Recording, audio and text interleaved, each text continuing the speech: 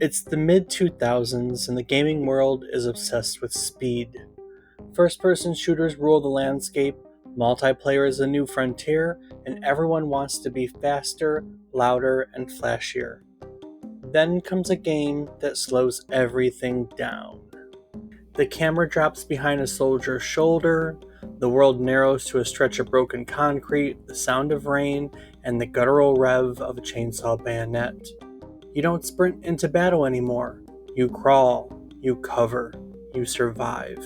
Every moment feels heavy, deliberate, and desperate. This wasn't just another shooter, it was something else entirely. Born from a scrapped multiplayer experiment called Unreal Warfare, Gears of War emerged as a brutal, cinematic reinvention of action games. One that asked players to think like soldiers, move like filmmakers, and feel the weight of every bullet fired. It was the culmination of years of work from the creative minds at Epic Games, led by Cliff Bleszinski, who'd grown from a teenage shareware developer into one of the industry's most recognizable voices. Together, that team reshaped the future of third-person shooters, built a franchise that would come to define the Xbox 360, and showed that emotion and intensity could live side by side in the same frame. Today, we're going to trace that journey, from the early ambitions of Unreal Warfare to the roaring success of Gears of War, exploring how Epic built not just a game, but a blueprint for a new generation of storytelling and design. Join us as we rev up the Lancer and charge into the trenches of Gears of War on today's trip down memory card lane.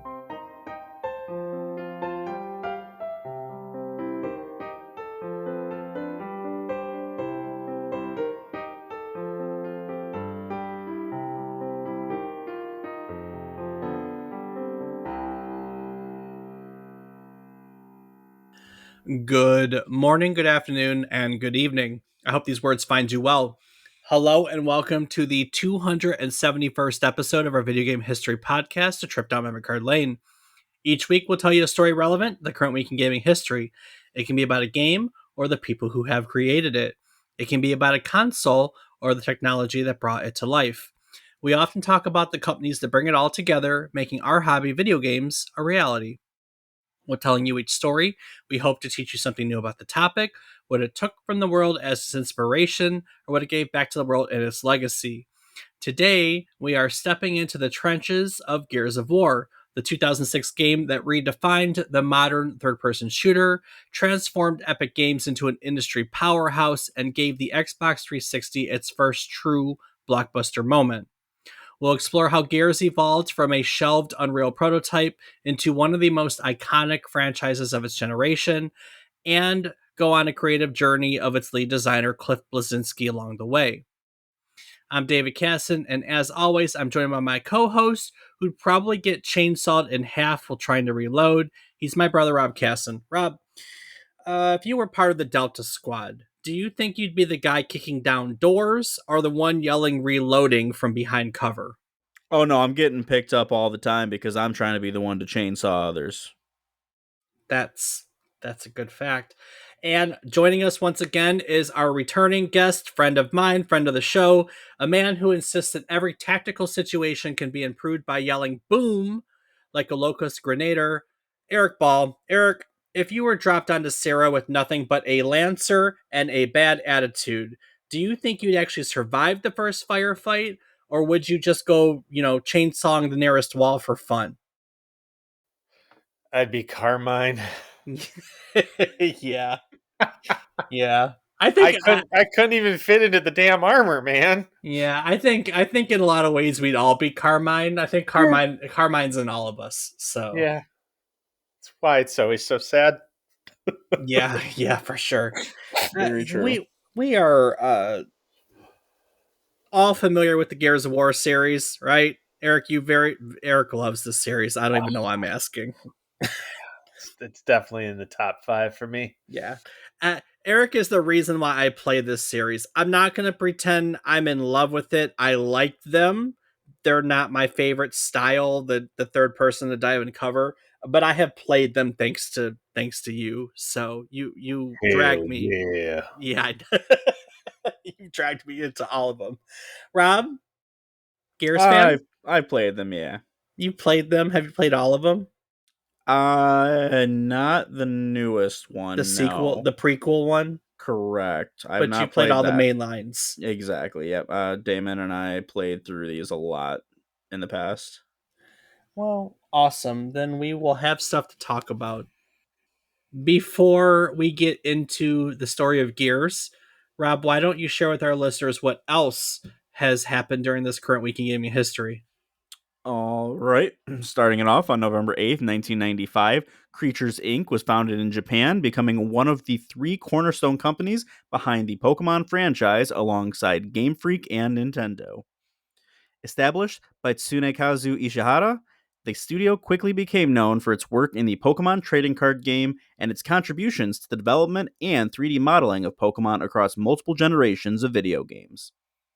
Beyond Pokemon, Creatures Inc. has also developed its own titles and supported various Nintendo projects, but its legacy remains tied to the global success of the Pokemon brand.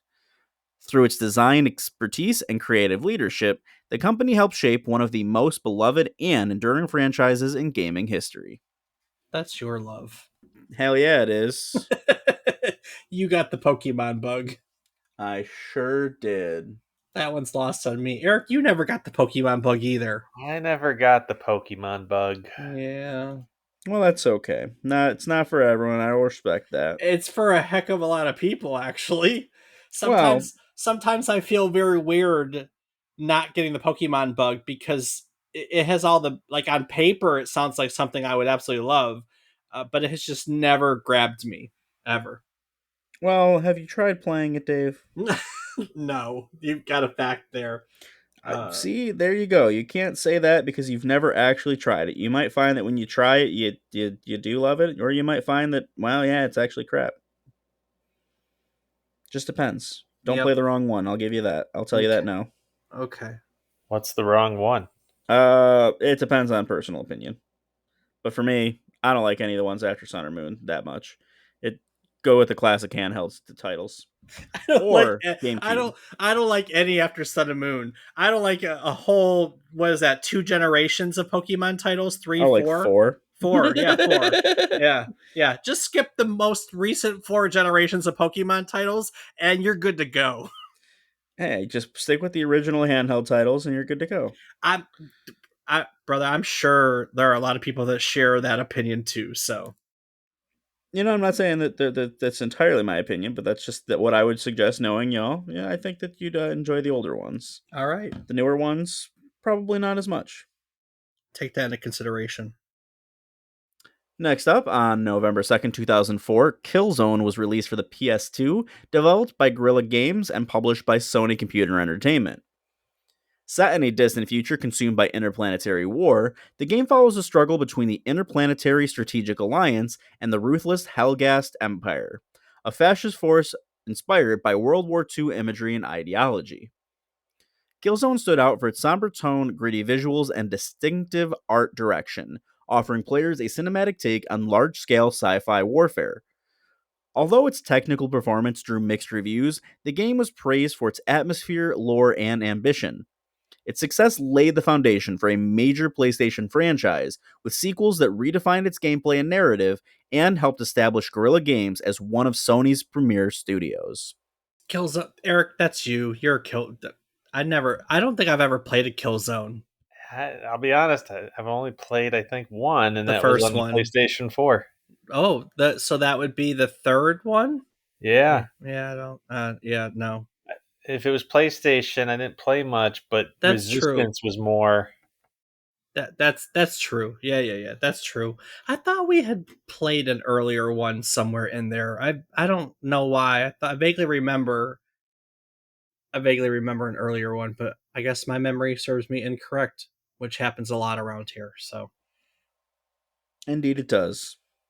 speaking of something I remember a lot of, though, Yeah, same here. On November 5th, 2005, Guitar Hero was released for the PS2, developed by Harmonix and published by Red Octane. Combining music, rhythm, and performance in a way never before seen, the game invited players to strap on a plastic guitar controller and rock out to color-coded notes synced to iconic songs. Featuring hits from artists like Queen, Black Sabbath, and Ozzy Osbourne, Guitar Hero captured the thrill of live performance while remaining accessible to casual gamers and challenging for experts. Its blend of inventive hardware, energetic gameplay, and an unforgettable soundtrack made it an instant phenomenon. The game not only revitalized the rhythm genre, but also sparked a cultural craze that defined a generation of gaming, launching sequels, spin offs, and a worldwide community of virtual rock stars. We've all been virtual rock stars at one time. Damn straight, that game was fire. Mm-hmm. Especially 3 when you got to do the battles, and I had to use a mirror to do the one where it made you go backwards because that was bad. I'm sorry, there's one that makes you go backwards? It flips it. So it's like a lefty flip, but not lefty flip. I don't remember that in the slightest. Oh, yeah, it was during the Devil Went Down to George battle. Wow. At least on expert. I don't know about on the other lower difficulty. Well, that explains it. I suck. I took the mirror off the bathroom and put it on the back of the couch, and when it hit that, I turned around and played through the mirror. Hard to imagine on the topic of how long things have lasted, Eric. This next one here that Rob's about to cover, almost 20 years as well. Oh boy. And with that, on November 5th, 2007, Call of Duty 4 Modern Warfare was released for PS3, Xbox 360, and Microsoft Windows, developed by Infinity Ward and published by Activision. Do you remember how revolutionary Modern Warfare was? Yeah. Like, I mean, it changed everything. It not only did it change the series, it changed first-person shooting, like multiplayer, as an entire genre. 20 years ago. 20 years ago. All right, Rob, sorry. Breaking away from the series' World War II roots, it propelled players into a gripping modern conflict through the perspective of US Marines and British SAS operatives. Its cinematic storytelling, fast-paced action, and tightly crafted missions redefined what a first-person shooter campaign could be. Just as groundbreaking was its multiplayer mode, which introduced customizable loadouts, killstreak rewards, and persistent progression, features that became industry standards. Modern Warfare received universal acclaim for its innovation, intensity, and polish, transforming Call of Duty into a global phenomenon and setting a new benchmark for competitive shooters. Changed everything. Indeed, it did. And speaking of setting new benchmarks, on November 3rd, 2011, Super Mario 3D Land was released for the Nintendo 3DS, developed and published by Nintendo. As the first fully 3D Mario platform designed for a handheld system, it seamlessly blended the precision of 2D side-scrolling with the freedom of 3D exploration. The game took full advantage of the 3DS's stereoscopic display, using depth perception to make platforming more intuitive and visually striking. Featuring tight controls, inventive level design, and the return of the beloved Tanuki suit, Super Mario 3D Land struck a balance between nostalgia and innovation. Praised for its accessibility and creativity, it became both a critical and commercial success, helping define the 3DS library and reaffirming Nintendo's mastery of the platforming genre. Does Nintendo ever miss on a Mario game? Oh, yeah. We've covered their misses before. Hotel Mario all the way. All the way. Was that a learning game? Which, to be fair, wasn't made by Nintendo. So in some That's what I'm ways, saying Nintendo owned. yeah, in some ways your article stands. I mean, your comment is true. Although in our Super Mario Bros. 3 episode, we did talk about how we weren't as fond of the modern 2D Marios, but it still doesn't qualify as a miss, you know? Yeah. I don't know the answer to that. I don't. Maybe not with a Mario platformer, but some of the spin-offs that were made by other companies, other like people. Yeah, you can't. No, we're gonna cut that line. Yeah, Even though Gears has one made by somebody else. Yeah, the 2 Coalition. other games. Do either of you remember the first time you saw Gears of War? That freaking commercial. That freaking with commercial. The song. With the song. That introduced me to that song. I still listen to that version of the song to this day. It's what, Mad Heart? Mad World. Gary Jules' cover of Mad World. Oh, yeah. Yep. So that was it. Haunting. I know. Touches you inside. Yeah. Gears of War, I mean, that was something different, right? It introduced us to heavy camera angles and the roar of the chainsaw, desperate dive to cover, framed with that haunting music. Like this, it, it felt like something completely different, right? Like something new Oh yeah. was coming to the industry. The reality of the situation was, though, that Gears of War didn't come out of nowhere.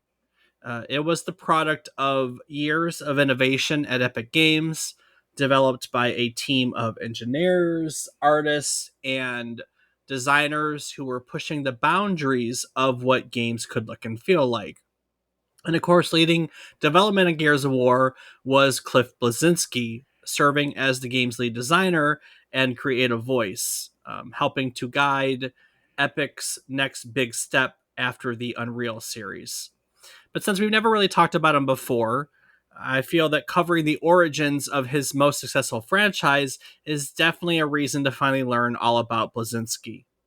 Cliffy B. Cliffy B. Cliffy B. He doesn't like to go by Cliffy B anymore. Do you remember? He's mature. He's a mature Yeah, adult now, he's a right? mature adult now, but for this story, Oh, he's 100% Cliffy Cliffy freaking B. B. Yeah, 100% Cliffy B. Before he was Cliffy B, he was just Cliff. He was Clifford. Cliff's journey to create Gears of War starts much, much earlier. He created his first game, The Palace of Deceit, a text adventure that also included ASCII graphics that was released on the MS DOS platform when Cliff was just 15 years old. The following year, he recoded it in Visual Basic and released a remade version as a graphic adventure game in Windows 3.1. After finishing The Palace of Deceit in his mid teens, here, 15, 16 years old, he immediately began work on a new project, one that was far more personal. That project would become a game called Dare to Dream. It was a surreal point and click adventure that he designed, that he wrote, and that he illustrated mostly on his own. Dare to Dream follows a boy named Tyler E. Norris who explores a distorted dream world filled with bizarre imagery, strange characters, and psychological undertones. It's a story about grief and fear, inspired by nightmares and imagination more so than traditional heroism. That's a far cry from other platformers that dominated the time period, which is the early 90s. Even in this early game, in as early as Dare to Dream, you could see Cliff's fascination with tone and atmosphere. You could see his desire to make players feel something as much as play something. So I'm glad you guys started with the commercial because it definitely fits the theme. Dare to Dream was released as a 3-part shareware series, which was a common format at the time. Players could download the first episode for free and then purchase the next two directly from Epic. It never became a blockbuster, but it found a modest audience in that early PC adventure scene. In a later AMA on Reddit, Bleszinski admitted that it didn't sell many copies, joking that The Palace of Deceit outsold Dare to Dream by a factor of 4 to 1, but that both games were products of quote unquote the mind of a teenaged Clifford. Despite its limited success, Dare to Dream proved important for two reasons. First, it really showcased Bleszinski's ability to complete a project from start to finish. That was something that earned him a lot of credibility in that early, growing shareware scene. And second, when he first put Dare to Dream out there, that brought him to the attention of Tim Sweeney, who is the founder of Epic Minigames.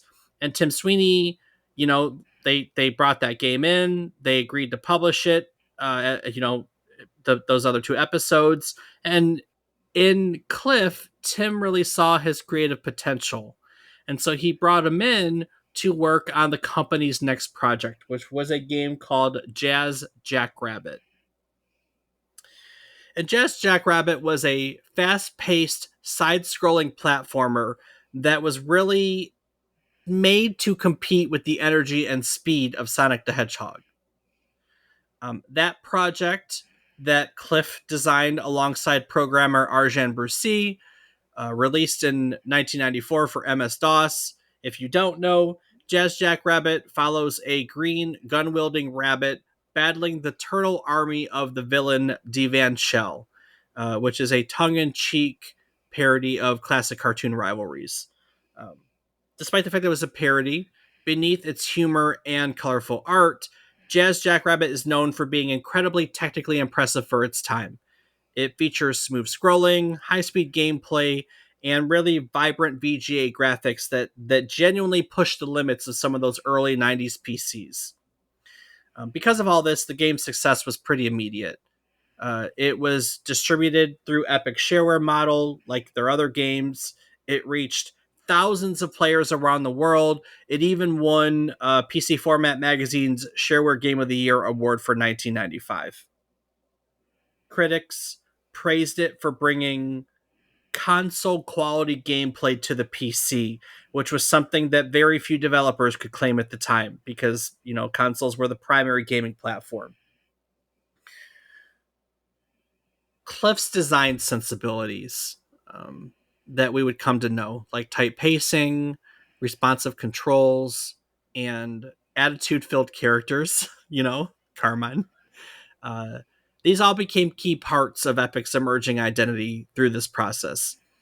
Working on Jazz Jackrabbit was also the first time that Bleszinski collaborated with a larger team. He wasn't just designing. Through Jazz Jackrabbit, he was learning the full scope of game production, from art and animation pipelines to sound integration to technical optimization. In later interviews, Cliff would often credit Jazz Jackrabbit as his first real hit and credit it as the project that made him realize that game design could be a lifelong career. Now, the success of Jazz Jackrabbit gave Epic Mega Games, as it was known at the time, both momentum and confidence. The studio had gone through this from a handful of people making shareware in their bedrooms to one of the most promising independent developers on the PC scene. But as the mid 90s rolled in, as we know, 2D platformers were quickly giving way to a new frontier because fully 3D worlds were right around the corner. And at the center of that transition for Epic was its founder, Tim Sweeney, who was quietly designing a flexible new rendering engine that could compete with the likes of Doom and Quake. And that project, as we know it, became Unreal. Unreal would not only define Epic's future, but it really helped to reshape the technical landscape of the entire gaming industry. You could almost say it was unreal. I think we used that joke when we covered the Unreal Engine. We did that very early in our podcast history, like very, very early. I looked way back in episode 38 when we weren't doing as much history as we do now. But we still talked about the process and what it gave to everything. So check it out if you want to see what we were like when we weren't very good at podcasting. I think our first year was rough. Sorry. Not sorry. We're not rough anymore. I think we're fantastic now. Sure, Dave. Keep telling myself that. Yep, exactly. Eric listens on the way to work. Can't be that bad. No, it is enjoyable to say the least. See? Not that bad. I paid him to say that, but not that bad. I'll expect my Venmo. Right. Released in 1998, Unreal was a visual and technical showcase. The Unreal Engine was a modular toolkit that allowed developers to build complex 3D environments more efficiently than ever before. It featured dynamic lighting, realistic particle effects, and massive immersive levels that had felt unlike anything players had seen on PC at the time. I know in our episode I talked about when Unreal came out and how my mind was absolutely blown. It was such a drastic leap in 3D graphics at the time. Another one of my formative gaming moments. Amazing technical leap at the time. Cliff Bleszinski was part of the core design group on Unreal. He contributed to level design, contributed to its pacing, and worked with player feedback. His fingerprints are all over its sense of flow, that kind of sense of fast, fluid movement. It really blends the deliberate design of his earlier work with the explosive intensity of first person shooters. But most importantly, Unreal's success gave Epic two very clear identities, right? One was as a studio of creative designers, and the other was as a technology company that sold its engines to other developers. That dual identity carried the company into Unreal Tournament, which was released in 1999. Unreal Tournament was designed primarily around multiplayer combat. It took the framework of Unreal and reimagined it for arena style competition. Unreal Tournament became one of the defining multiplayer shooters of the late 90s, rivaling Quake 3 Arena and really earning widespread notoriety for its speed, for its balance, and for its community support. For Cliff and the entire Epic team, that period where they were going from Unreal into Unreal Tournament was incredibly transformative. They had gone from making bright, cartoonish shooters to mastering the fundamentals, to setting the standard of pacing, of feedback, and of world design in a fully 3D space. But while Unreal Tournament cemented Epic's reputation as a world class developer, Bleszinski was really looking for something new, looking to make something with cinematic storytelling, something with emotional weight, and something that with grounded realism. These were all things that really did not exist in these arena shooters. That idea began as an experimental prototype called Unreal Warfare. In the early 2000s, Epic Games began exploring this new project that would extend the success of the Unreal series into something bigger, something that could blend large scale combat with squad based tactics.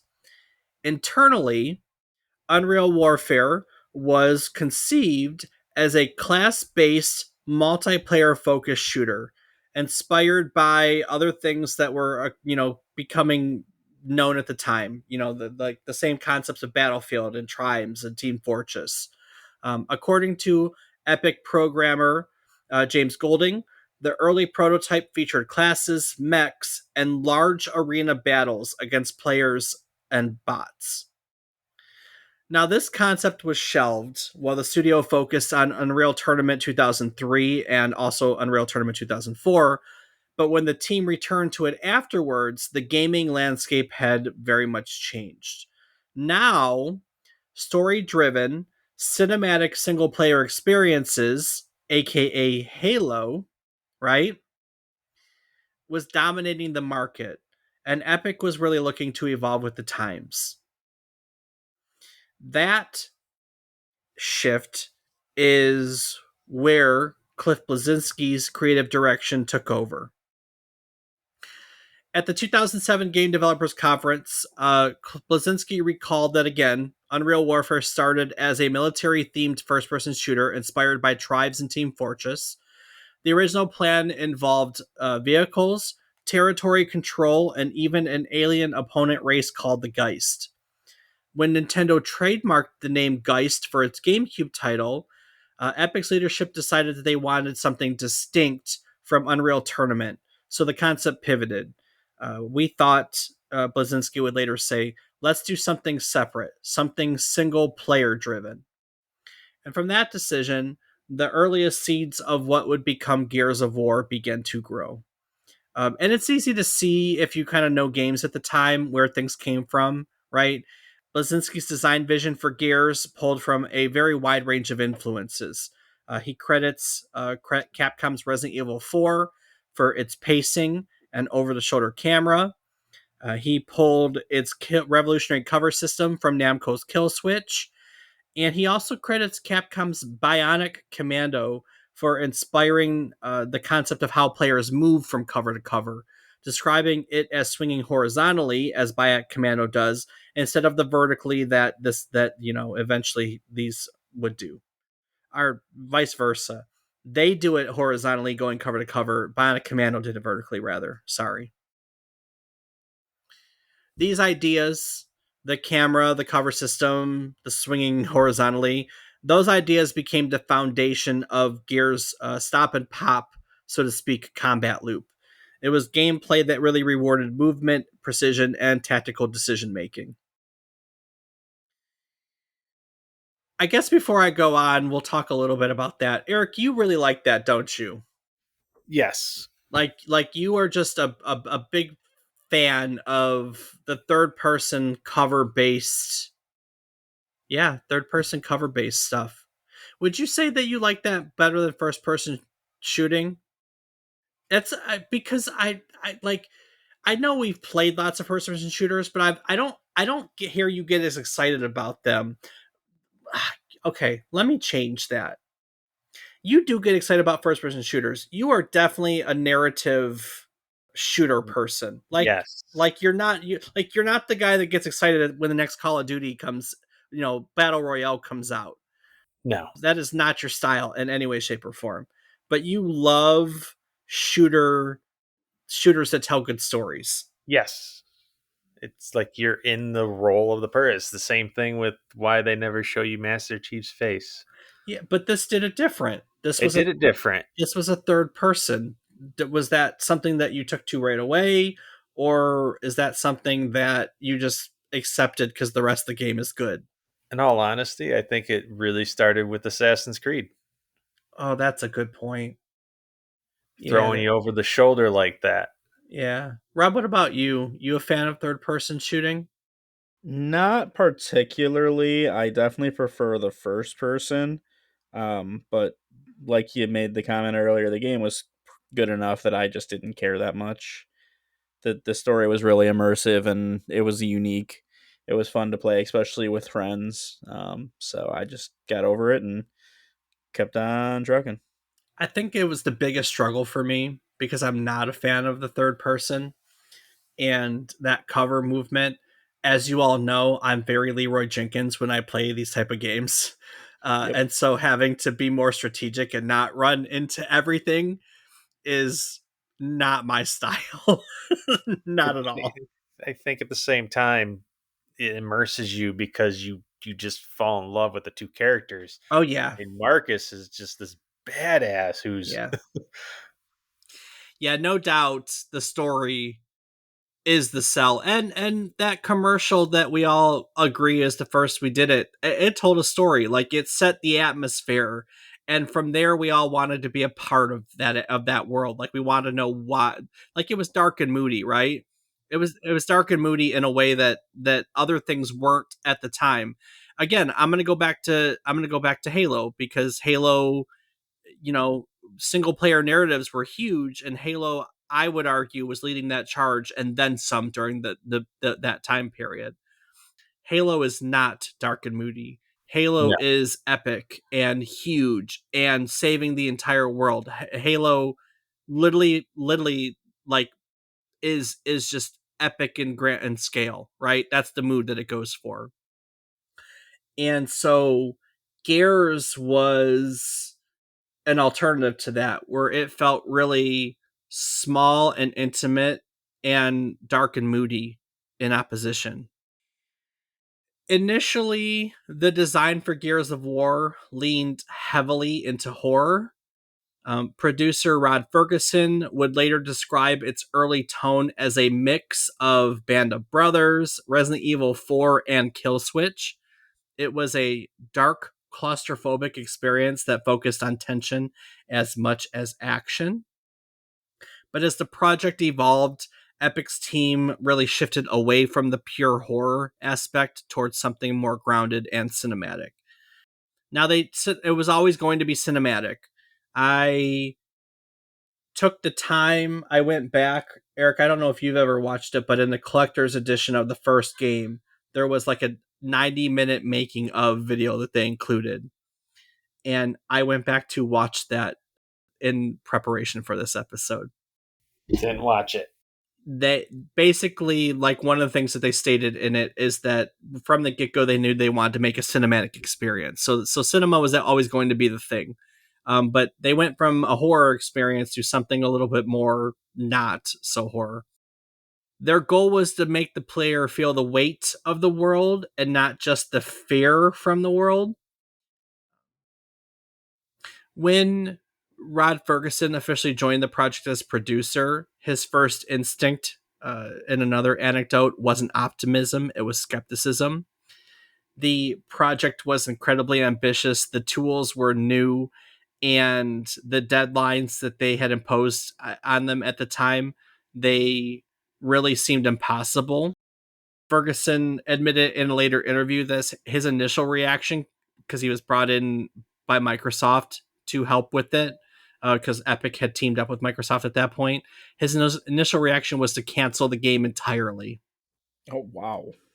He felt that they were never going to achieve their goals in any way, shape, or form, and so he went to them and said, I think this is a bust. I think we should cancel it. I don't think this is worth pursuing." But Microsoft would not allow it in any way, shape, or form.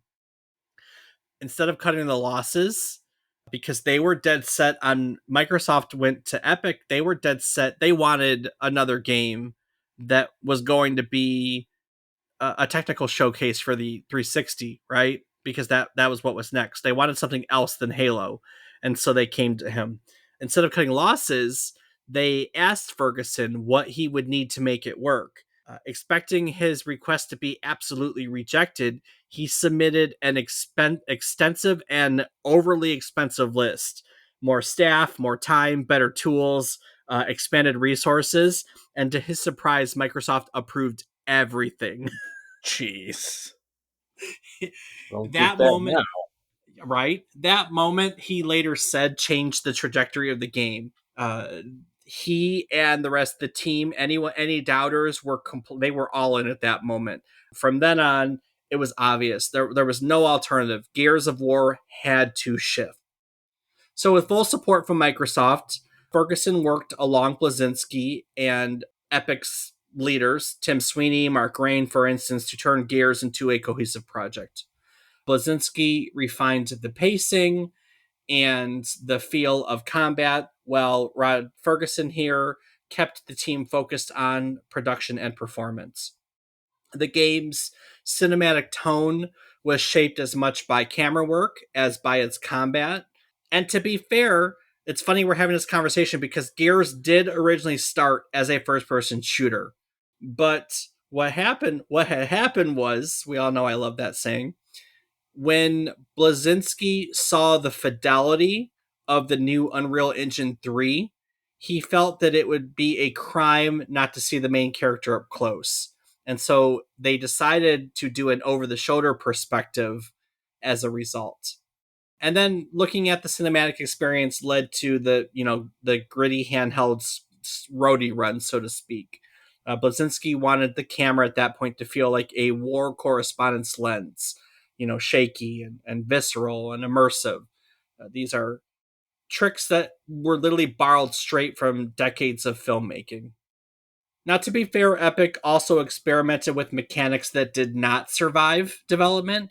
Early builds featured a system called Combat Cache that would let players collect loot and buy upgrades mid battle.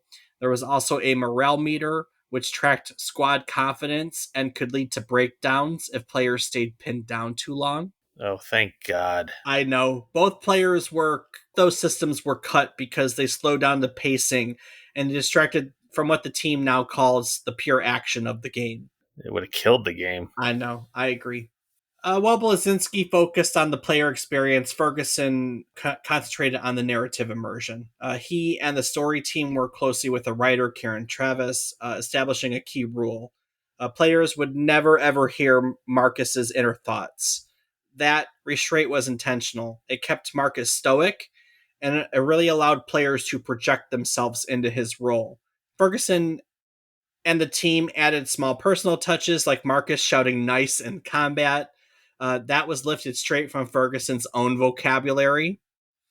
Behind the scenes, though, the development process was pretty brutal.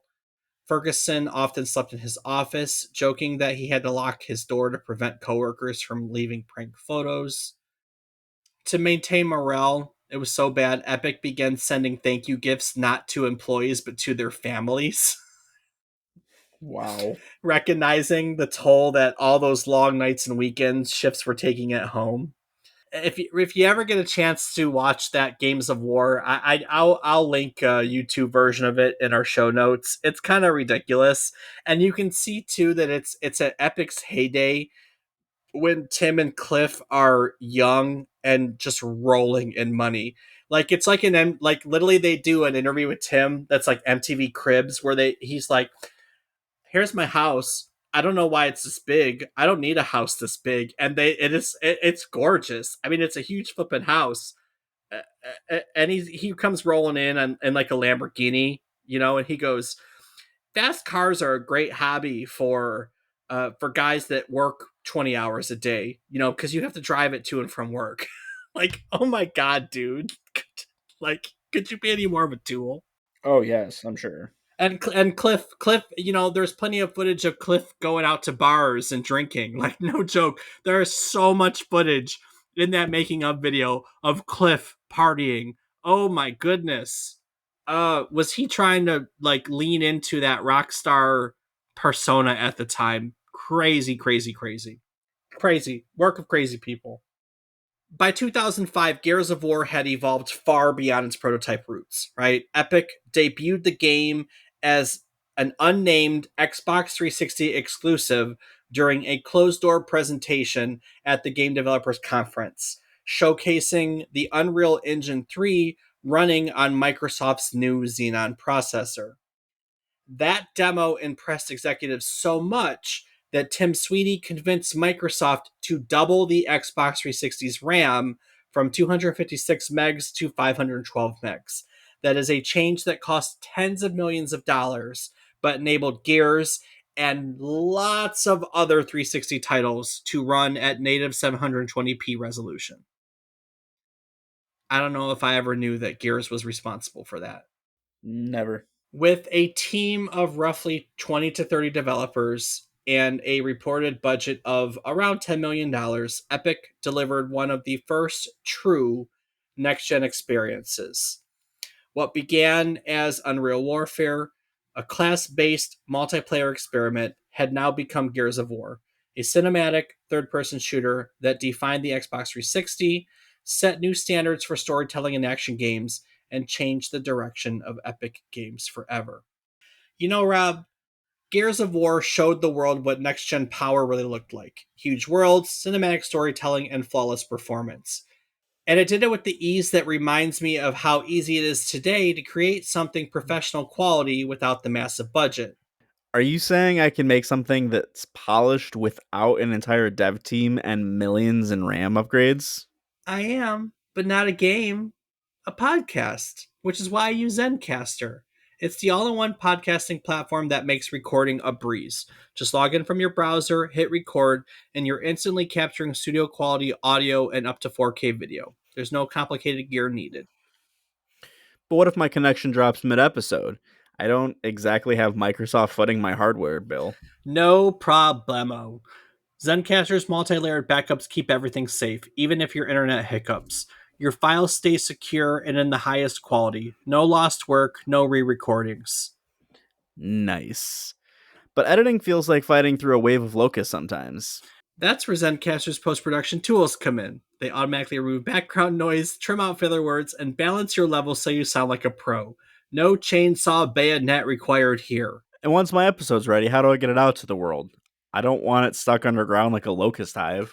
That's the best part. Zencaster also makes distributing your show to all the major platforms like Spotify and Apple Podcasts incredibly easy. Everything happens right from one dashboard. So podcasting without the firefights. That I can handle. How do our listeners gear up? Go to Zencaster, zencastr.com/pricing, and use our offer code, all one word, memory card lane, and you'll get 30% off the first month of any Zencaster paid plan. Whether it's your first episode or your next big project, Zencaster makes it easy to share your story. So if you've been thinking about starting a podcast, grab that discount and fire it up. No cover system needed. That is right. Head to Zencaster, use our offer code, memory card lane, and you'll get 30% off your first month. And with that, let's get back to Gears of War. Eric, I have been racking my brain trying to remember when this was. Gears of War hit store shelves on November 7th, 2006. It wasn't just another Xbox 360 exclusive. It was the game that sold the console. I can't remember where we collectively were in 2006. Do you remember where you were living at the time? Like where what was going on when this came out? We had just moved out from living together, That's and we're at the forget the apartments in names. Ann Arbor. Yeah. Yeah, Yeah. We had just split up. Sniff sniff. But we played this at one point together. Didn't we play this together at one we point? did play this together at one point, but the roommate I had at the time, we stayed in all day and played through the entire damn game. Because I remember that. I mean, the time I played it was with you. I played through this with you for sure, Yes. and I remember the first time that we split paths, thinking that that was such a cool mechanic because there aren't a lot of games that do that. At least back when there weren't a lot of games that did that in multiplayer, where you would be doing separate things. And I remember that playing with you and splitting the path was so cool. And then the first time, what is it? The Hammer of Dawn is the first thing, like the weapon you bring down. Isn't that what it's called? I remember the first time we brought that down because that's early on in the story. That was really cool. But yeah, I was writing this and I was like, I know we played it together, but I can't remember if we were still living together at the time. No. Nope. As we talked about, early trailers with their desaturated visuals, their dark and moody atmosphere, the melancholy Mad World soundtrack had already captured players' attention months before launch. At a time when many next gen titles were really still struggling to prove their worth, Gears of War delivered exactly what Microsoft needed. It was a showcase for the 360's power and a new franchise that was gritty and cinematic and unmistakably modern. Within its first 2 weeks, Gears sold over 1 million copies, becoming the fastest selling title in Xbox history up to that point. Didn't they sell the first one in a collector's edition? I just said they did because we have that, whatchamacallit. I looked at it online, but we both own the collector's edition of this game. This was the time period you own it, don't you? Am I remembering that right? I think so. This was the time period when we were buying everything as collectors because Yeah, for some years you and I were doing that, and then eventually we stopped. because it was only like $10 more than the regular version Yeah, at the time or something. yeah, exactly. And we were like, "Ooh, shiny metal cases and Metal case, big, yay! extra discs that have the making of on it." And ooh, look, this Halo game has a coin with it. It was stuff like that at the time. Yep. By January of 2007, that number had doubled, and by the end of its first year, Gears of War had sold more than 3 million copies. It dominated Xbox Live, becoming the most played online game on the service for nearly a year straight until it was eventually dethroned by Halo 3. Critics praised nearly every aspect of the game. IGN called it the most impressive looking console game ever made. GameSpot highlighted its innovative cover system and intense pacing, while Edge magazine commended its cinematic presentation and its refined use of the Unreal Engine. On Metacritic, it still sits as an aggregate score of 94 out of 100, which ain't bad at all. But Garrus didn't just earn acclaim, it shifted the direction of third person shooters. Its cover based combat and that stop and pop gameplay, or gunplay rather, became a new industry standard. That mechanic is now found in everything from Uncharted to Mass Effect to The Last of Us. Epic in Gears of War had not only created a bestseller, but a blueprint that would influence an entire generation of game design. And the success of Gears of War transformed Epic Games overnight.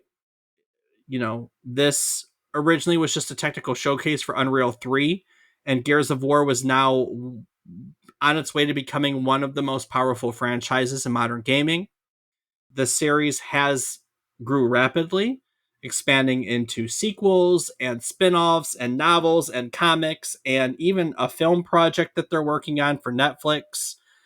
Each one deepening the lore around humanity's desperate war against the Locust Horde. And that carried on in other games, right? Gears of War, released in 2008, took everything the first game established and just made it bigger. It magnified it. There were larger battles, there was deeper lore, and there was a more emotional story that's really centered on brotherhood and loss. It sold over 2 million copies in its first weekend. And so basically at that point, you knew that Gears of War was one of Microsoft's premier franchises when you strike gold twice like that. 2 years later, Gears of War 3 brought the original trilogy to a close with a sweeping emotional finale that balanced blockbuster spectacle with heartfelt storytelling. It sold more than 3 million copies in its first week. Wow. And that helped push lifetime sales for the entire franchise beyond 22 million units as it wrapped up the Xbox 360 era. But as Eric kind of said earlier, Gears didn't stop there, right? Epic handed the reins over to Microsoft's newly formed subsidiary called the Coalition. The Coalition continued the series with Gears of War 4 in 2016 and Gears 5 in 2019. Both have been praised for modernizing the Gears formula while honoring its legacy. And as we said in games we haven't played at all, and as we said in games we haven't played at all, alongside those mainline entries came the prequel, Gears of War Judgment, and there was also a tactics-based spin-off called Gears Tactics. And Gears has crossed over into other games and media, right? Outside the console, the franchise is now a whole multimedia universe. DC and Wildstorm have published multiple comics, expanding on the lore of the series. There is a series of novels by the writer that was in there, Karen Travis, that explored the emotional and political aftermath after the war. And for years, Hollywood circled the property. And like I said, in 2022, Netflix eventually announced plans to have a live action Gears of War film and an animated series. And that's really proof that this world that Epic created here in 2006, that Epic created here in 2006 is ripe for stories, right? There's still plenty of stories to tell in that world. You forgot the little silly Funko mobile game. I forgot about the silly Funko mobile game. I mean, it's a major franchise. It has expanded into every medium at this point. And like it even has a theme song that you all kind of know with its weird little sound effect. Gears is a big thing. You know, we joked about how long ago it's been, nearly 2 decades since the original came out, and Gears of War is still one of Microsoft's most recognizable brands. Now we haven't had a game in the series, like a main game in the series, now for what, 6 years? 6 years. Yeah. So, I mean, we're due for one, but We're that's waiting not on E-Day. that's not weird anymore because there's so much time between generations of consoles too. You know what I mean? Got to make the game good. Got to make the game good. After the success of Gears of War, I would like to add, because we talked about Cliff, that he really became through that Cliffy B. And Cliffy B was one of the most recognizable figures in gaming, right? That was his gaming persona.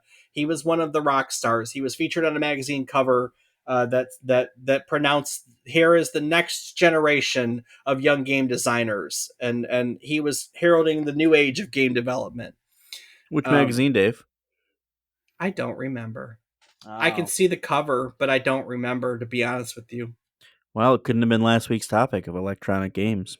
It was not. Electronic gaming. Yeah. It was not. It wasn't even a gaming magazine, I don't think. I think it was a technology magazine of some kind. Oh. Cliff stayed with Epic through the series' first 3 entries before stepping away from the company in 2012 to pursue new creative challenges. A few years after that, he founded Boss Key Productions and released a game called Lawbreakers in 2017. That was an ambitious arena shooter that earned critical praise, but really genuinely struggled commercially. Its follow up, Radical Heights, launched the next year, but was incredibly short lived because shortly thereafter the studio had to close its doors. And since then, Cliff has consulted, but he has shifted more so towards theater and production work. Like he helped finance and co-produce Hades Town, if you know the musical. Through his time, he occasionally reflects on his time at Epic and all the lessons that he learned, building one of gaming's defining franchises. And that's where I think we'll leave it for today. If you'd like to learn more about Gears of War or any of the other topics we cover today, like Epic, for instance, we've done an episode where we've talked more about the history of shareware games as well. You can find this episode and any of those on our website at www.memorycardlane.com. Rob, what else can people find on our website? You can find a calendar of our future episode topics, know what we will be talking about in coming weeks. You can find a link to our Discord where you can come chat with Dave and I about episode topics. You can find a link to our Patreon where you can help support us and get access to ad-free and unedited versions of our episodes. And you can find links to our social media where I am on several platforms as Rob_O_Raptor and Dave. I can be found on various platforms as David is Wrong. Eric, you got anything to plug this week? I think I'm just going to plug the show again because it's always fun learning some fun trivia. I forgot to pay you the last time you were there, so I owe you double now. Pay it forward, my friend. Pay it forward. I can do that. Each week, we'll tell you one story relevant to the current week in gaming history. It can be about a game, a person, a technology, a console. We've even covered a few places. We're telling you each story. We hope to teach you something new about the topic, what it took from the world as its inspiration, or what it gave back to the world in its legacy. When we sit down each week to research new topics, we get excited when we find new things, weird things, interesting things, things we never knew before, and things we can share with you. It's this fantastic cycle of teaching and learning and teaching. And in celebration of said cycle, we talk about our takeaways each week. So we'll start with our guest, Eric. What did you learn today? That Rob is really a Carmine brother. What? What makes you say that? You know. He knows. Damn you. You're the one that's eager to get into the fight, and it's just the way it all works out for you is your first one dead. Yeah, probably. Yeah, probably. That's me in a nutshell, too, though. That's a family trait. Well, then Dave and I are screaming, no! I think that's a family trait. I'm definitely more the Leroy Jenkins than he is in a lot of ways. I swear it's me. I'm notoriously bad. I have no patience. I hate stealth games because I do not want to slow down in any way. Do you remember how frustrated I'd get when we were playing Halo? Like it would be so bad because like we would just be stuck on the same spot for like an hour. Well, we were on Legendary with one hit kills you half the time. I know. Well, and now I'm playing games like Silk Song where I'm stuck on the same boss for an hour, so I guess I don't hate it that much. Don't play Ninja Gaiden 4 then. Ooh, yeah, we're not touching that one. Ooh, maybe we are touching 70 tries to get through the first boss until I figured it out. Rob, I'm telling you, I've said this repeatedly when we covered Ninja Gaiden. The modern Ninja Gaiden series is for you. As a Dark Souls fan, you would love it. Just throwing that out there, and they do have Ninja Gaiden 4 on Game Pass now. Heck yeah. Rob, what did you learn today? Well, I think my favorite takeaway has to be that you asked for a bunch of crazy stuff that you never expect is going to happen, and Microsoft's just like, sure, do it. Cliffy B, just it's a crazy thing to happen to him. Just scrap the whole project. No. Here's money. Just make it happen. Well, I mean, and that's the producer that came in there that they brought in. Because to be fair, at the time, that project was behind. Like, it was behind, and it was, I don't know if it was over budget, but let's say it was over budget. And so Microsoft brought this producer in who had done really well on a few other projects. And you know what a producer's job is, to assess the situation and make goals and everything. And I'm with you. Like, I think it's hilarious that Ferguson just looked at the project and was like, nope. No way. Well, are you guys crazy? We can't do this. Yeah, but then they found a way to make it happen. Yeah, but Money. think to like the scope. Like, what was the scope like at that point, and were they completely transitioned? Because I don't know the answer to that. Because initially they looked at this game as a Battlefield competitor. You know, Battlefield was just around the corner, so they were comparing to like Team Fortress and Tribes, which is like large scale class based warfare, which is Tribes, right? Mm-hmm. So this could have been more like, I don't know, the multiplayer in Halo with vehicles, or Battlefield, or you know, with large scale vehicles and stuff like that. Like, that's just weird to think about, you know. Oh, it absolutely is. And maybe some of that moment was when they had to like power everything down. Is, I guess, where I was going with that. No, but it's crazy to hear because we hear pretty often that projects get canceled because of money, time, funding, whatever it is, and this is one they're like, no, we're not letting that happen again. We're just going to throw money at it and make it work. So it's obviously good for all of us. We really enjoy the game series. Well, me and Eric more so than you, but we enjoy it. We played it. We liked it. It went on to be successful, and it's nice to hear that Microsoft didn't let it slide. This game, to be fair, has a good story. I'm not going to pretend, that I'm in love with it. The style of gameplay isn't my thing, but I am an emo. I am emo. Most people that interact with me all the time would definitely call me emo, and so I like the mood.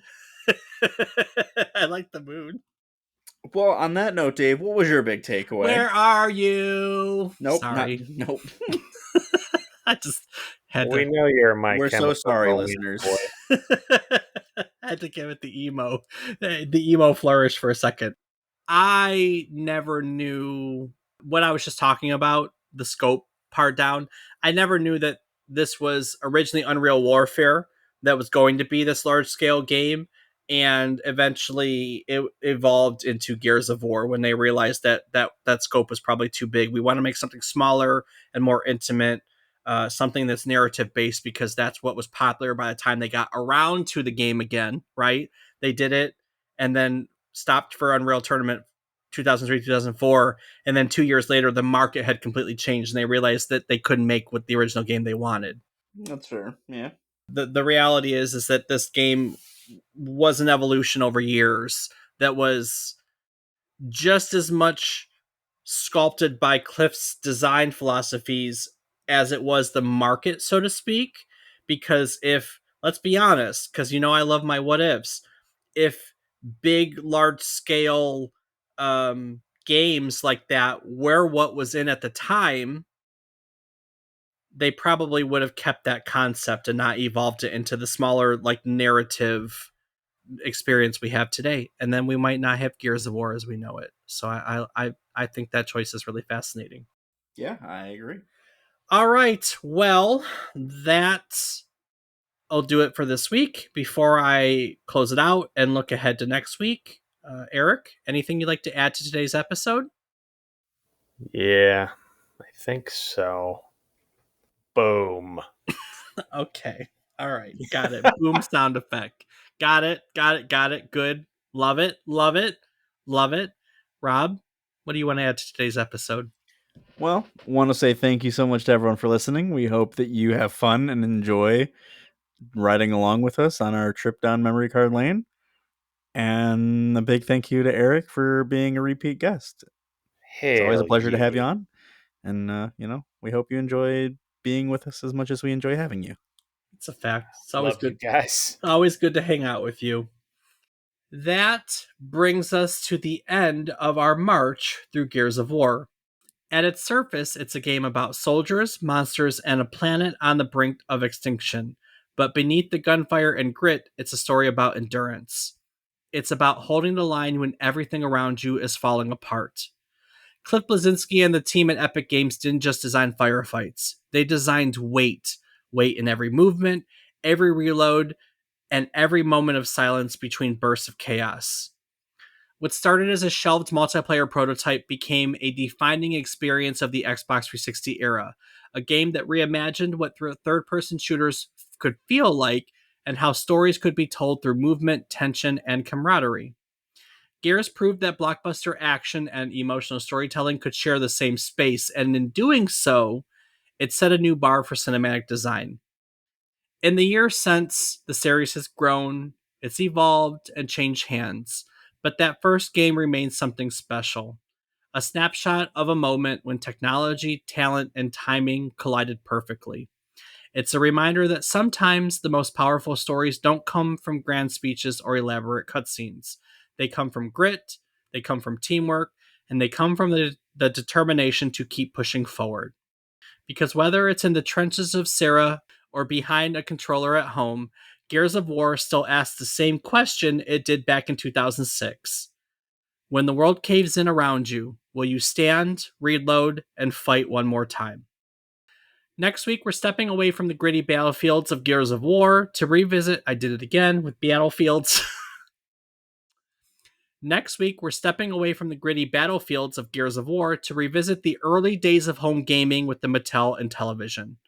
Released in 1980, this innovative console challenged Atari's dominance with groundbreaking graphics, unique controllers, and a library of intellectual and sports-focused titles.